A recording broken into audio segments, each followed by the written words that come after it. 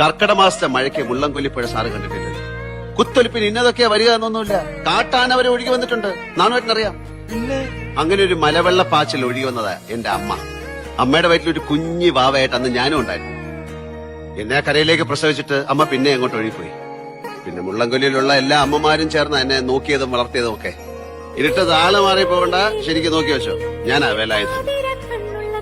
അല്ല, ഈ ഇപ്പൊ പണ്ടത്തെ 4ാം ക്ലാസ്സിലെ ബെഞ്ചിമൻ കുത്തിരുന്ന് എന്നെ പ്രേമിക്കാനല്ലേ? പാവല്ലേ അമ്മ, എന്നെ നോക്കി ചിരിച്ച്. ഞാനൊന്ന് ചെന്ന് വർത്താനം പറഞ്ഞിട്ട് വരട്ടെ. അവൻ നല്ലവനാ. ഞാൻ എവിടെയെങ്കിലും വീണ് ചത്തുപോയാ അവനെ കാണൂ നിങ്ങളെ നോക്കാൻ. ജാനകിയടുത്തേക്ക് വേലായുധേട്ടന് ഇഷ്ടമായിരുന്നല്ലേ? ഒരിക്കൽ അവൾ കൈ നീട്ടി തന്നപ്പോ ആ കയ്യിലൊരു മുത്തം കൊടുത്തു. അതിന് കിട്ടിയ ശിക്ഷ അങ്ങ് ആരൊക്കെയോ മുജ്ജന്മത്തിലെ പക തീർക്കും പോലെ തല്ലി. വേലായുധ,